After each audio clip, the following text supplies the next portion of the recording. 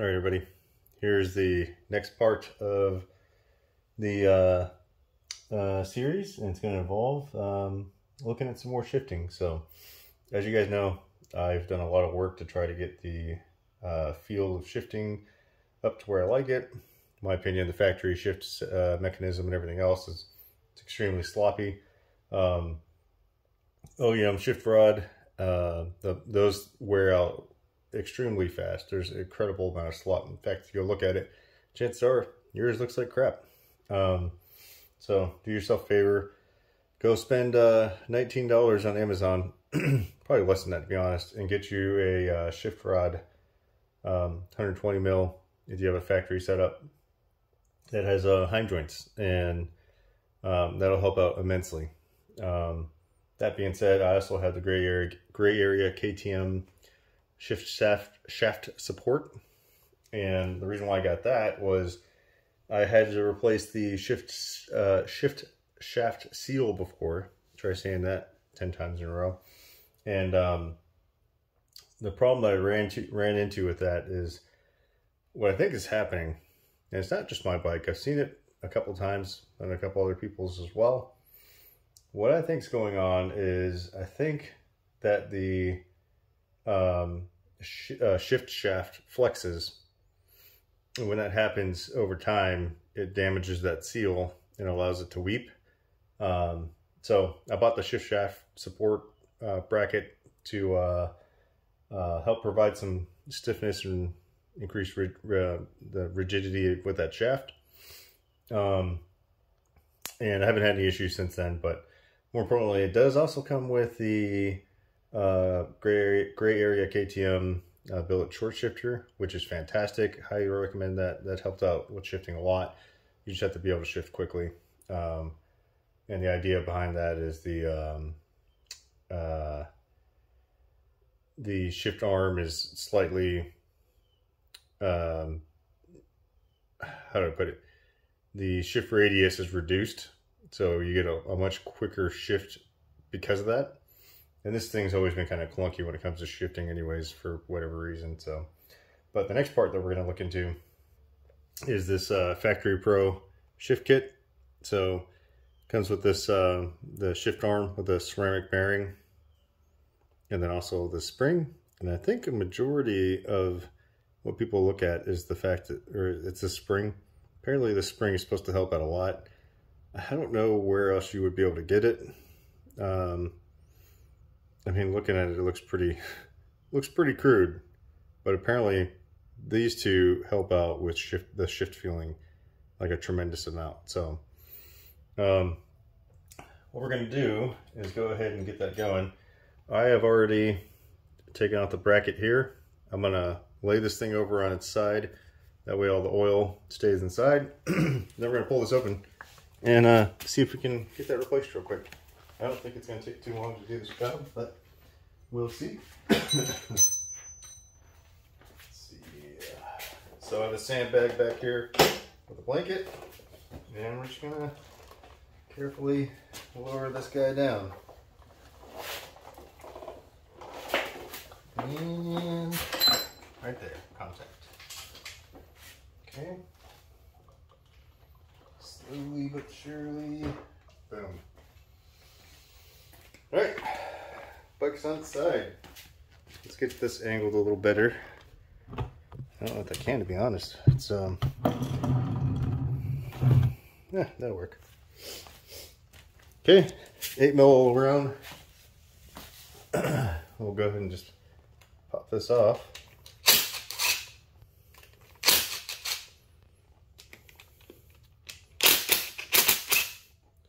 Hopefully I don't break the gasket. Gasket is pretty new on here, and I didn't order another one. But I suppose they do. I have a gasket kit, so I could make one, but I would prefer not to if I didn't have to. Okay.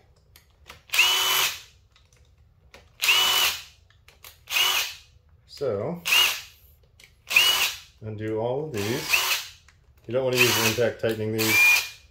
I've talked about it before. It's like 8 foot-pounds to torque these down. If you do 8.1, chances are it's going to rip the threads out or destroy the screw.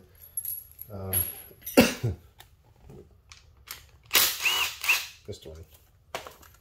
Okay, so got all the screws out, or the bolts. So now we're left with this guy here, bracket. So I don't know if I can get enough room. Let's see. Oh yeah. Okay, just give that a pull. Tuck that out of the way. And then this, rotate, comes out. Now there is a little like fiber disc there. Just be careful you don't drop that out. And let's see if we can get that off. Okay. Now there's a couple dowels. All right, perfect. Easy day. That went real easy. So here's what we're working with here.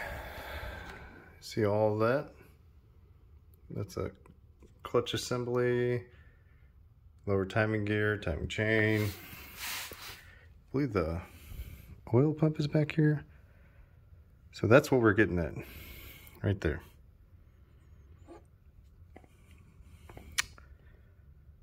Oh man, I think it's further in there than I thought. I'm wondering if I gotta pull the shift shaft.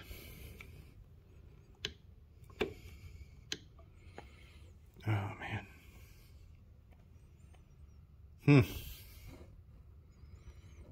Well, this might be a to be continued. I might have to do this when I drain the oil.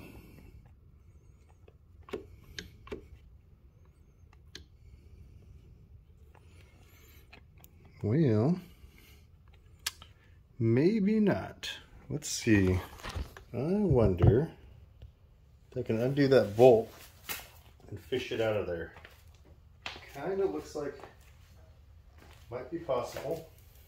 I feel like there's definitely enough room. Let's see something here real quick.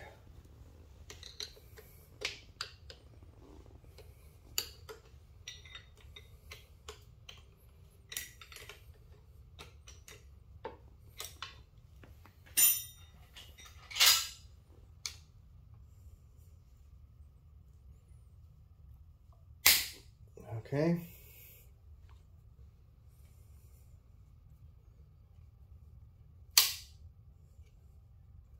A little spring tension there. I have no idea what this is going to do. Pulling this out. It's like, oh, yep, definitely a little spring tension there. Okay. All right. So collared Allen head bolt with a washer.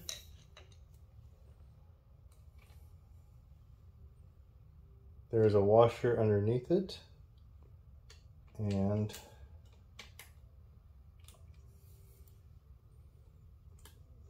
let's see, I think we can get it out.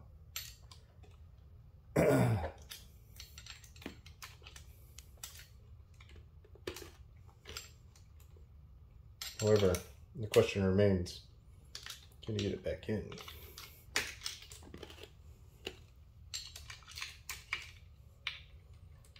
Okay. Spring, shift arm. Come on. Come on, buddy. Okay, shift arm. So, important thing to note, here's a shift arm. Okay. This bit here faces inboard into the engine. Okay. So let me show you how this is set up. So we have this portion here. You can see here, that's where it mounted to. Factory spring. You can see it's cut out to where this is designed to sit just like that. Now, getting this in here might be a bit of a pain. I have no idea. So I may end up pausing it just to see how long of a struggle this may end up being. So that comes out just like that. So here's the order. You have the spring. There's a washer that sits on that perch. And then you have this arm that sits just like that. Then you have a bolt and then a washer on top of that. So here's an exploded view, so to speak. Just like that. Now the hard part. Let's do this in reverse order. Try to get it all this in. So I'm going to put this on pause for a sec and then bring it back once I figure this out. Alright, so here's what we got. Word of caution. This right here is an open hole that goes down in your transmission. As you may not know this, but this is small enough to fit in that hole. I found that out the hard way. I had to use a magnet tool and I was able to fish it out. No problem with that. So here's the new unit. Springs in place. A bit of a pain. So let me show you what I did, or at least explain it so that it would make sense. Factory unit. Again, this part facing inward. And then the spring like that. So then from there you have the bolt. There's a washer and then a washer on the other side of this. So the washer sandwiched this and you have the bolt that goes through. So what I did was I took it like this, all of it together in one unit.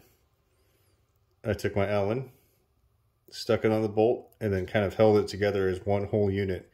And you have to fish it around the arm. And then I was able to get the bolt lined up and then start threading it in. And then once you do that, you're going to tighten it down and you'll get to a point where you'll need to wrench this over. Don't even worry about the spring until you get down to where you start getting it threaded in. And then you can put a screwdriver in and kind of push it into place. So let me show you that now. So here we have the mechanism, right? So you're going to hold it as a unit. It needs to get underneath here, and you can see right up here, this is what it actually engages, this part up here. And then the spring recesses into here. So what happened was I fished it in under here. You have your bolt here. And if I remember correctly, it's 10 Newton meters. You have your bolt here, and the spring basically sat off to the side here. And there was enough space to where I can get a screwdriver in and basically pry it into position. I just moved it on over and then pushed it down into the recess and then tightened it down the rest of the way and then torqued it down. So honestly, a lot easier of an install than I thought it was going to be. Other than the fact that I had to fish that part out. So I'm going to go ahead and get this buttoned up, and I guess we can see how she feels. This part should go pretty quick because I've done it 100,000 times. Just slap that on top.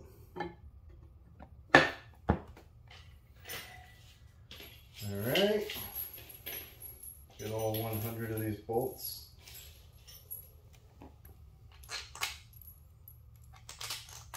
Star pattern, of course.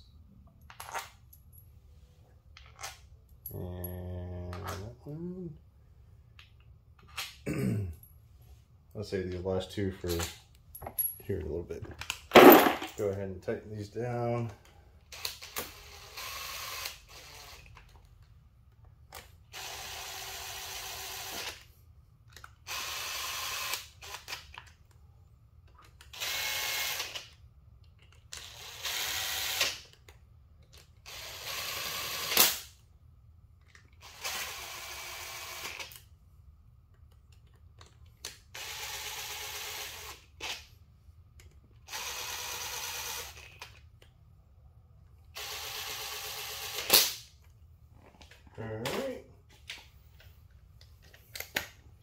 gonna hit it with this torque wrench real quick.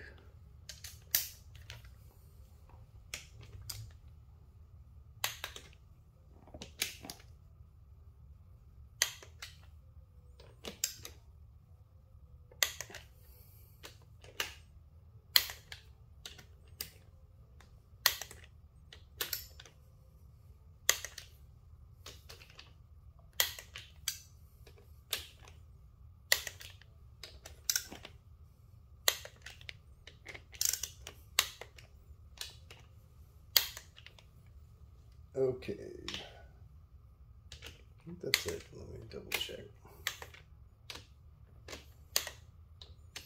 Remember, these don't take a crazy amount of torque, otherwise you'll break them, and that's a bad day. Get them all done except the last one, and then we can get the bike up and see how she feels. Okay. Oh, hello.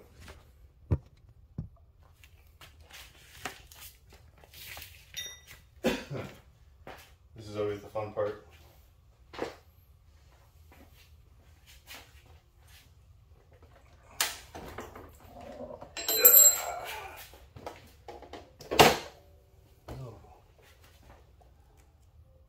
A little bit of coolant came out of my tank there. Let's get that top back off. Alright. That's not what we're here for though.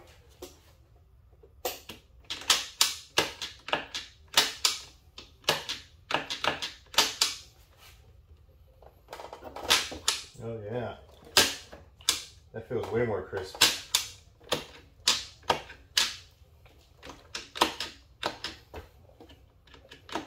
Alright,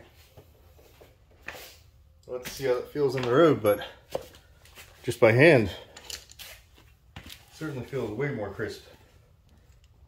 I'm excited about that. This goes in, you'll see it's notched. It just has to grab the pull pin.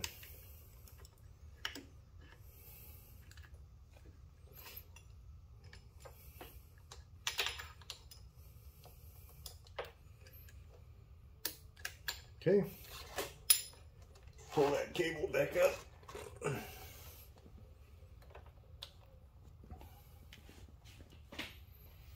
And get the last two remaining bolts on there.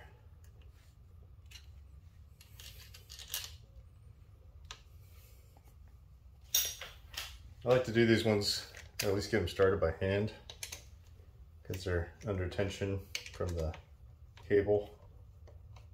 That way you don't risk cross-threading them.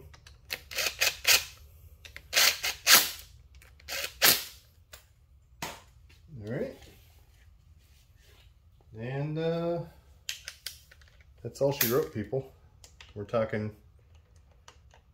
if you were to do it by yourself,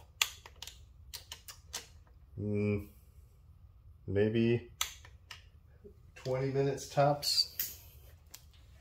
And I'll have to give a update here in the near future as to how it feels, but I can already tell you by operating it by hand, it feels pretty good.